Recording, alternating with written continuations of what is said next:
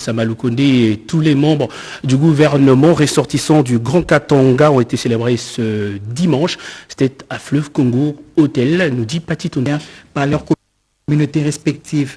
Il s'agit de Jean-Michel Sama Lukonde Kyenge, Premier ministre, Christian Mwando Simba, ministre d'État au plan, Adel Kainda, ministre d'État au portefeuille, Kibasa Maliba, ministre des PTNTIC, Serge Kondé, ministre des Sports, et Véronique Kilumba, vice-ministre de la Santé. Tout a commencé par une prière de remerciement à Dieu pour la nomination des dignes fils et filles du Grand Katanga, suivi d'une bénédiction ancestrale des gardiens des traditions, bénédiction prononcée par le chef coutumier Kaponda qui a souhaité un fructueux mandat aux warriors. Pour Jean-Michel Sama Lukonde Kyenge, chef du gouvernement, cette cérémonie est une occasion de prôner l'unité du Grand Katanga, son développement, car il est un grand pourvoyeur dans les budgets de l'État. Nos provinces ont besoin d'être désenclavées. Ces problèmes de routes, de dessertes agricoles particulièrement, qui plombent le développement de nos provinces. Et nous avons aussi besoin de développement à la base.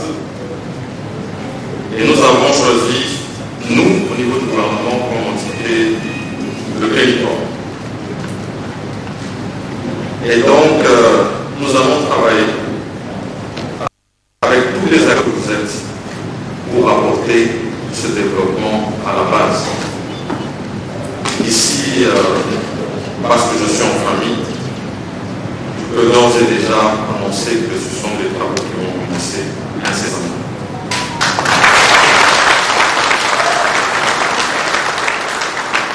Des cadeaux symboliques ont été remis au chef de l'exécutif national par Albert Yuma, notable katangais et président du conseil d'administration de la GECAMINE, et aux membres du gouvernement. Plusieurs personnalités ont rehaussé de leur présence la cérémonie, parmi eux les présidents du Sénat Modeste Bahati Lukwebo, les députés nationaux et provinciaux, les sénateurs et gouverneurs des provinces.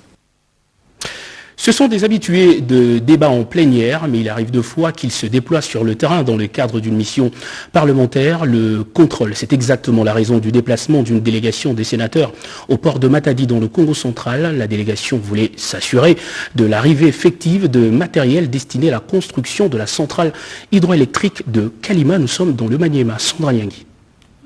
Du bien-être de la population des provinces dont il est l'émanation, le Sénat, sous le leadership de Modeste Bahati Lukwebo, tient au développement des provinces et des entités décentralisées.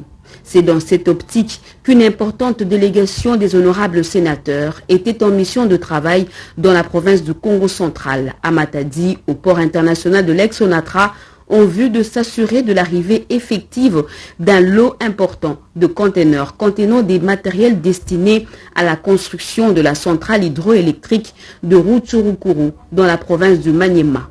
L'honorable sénateur Jean-Baptiste Assoumani Amani, chef de la délégation, s'est dit très satisfait de la présence de ces matériels de construction 5 ans après.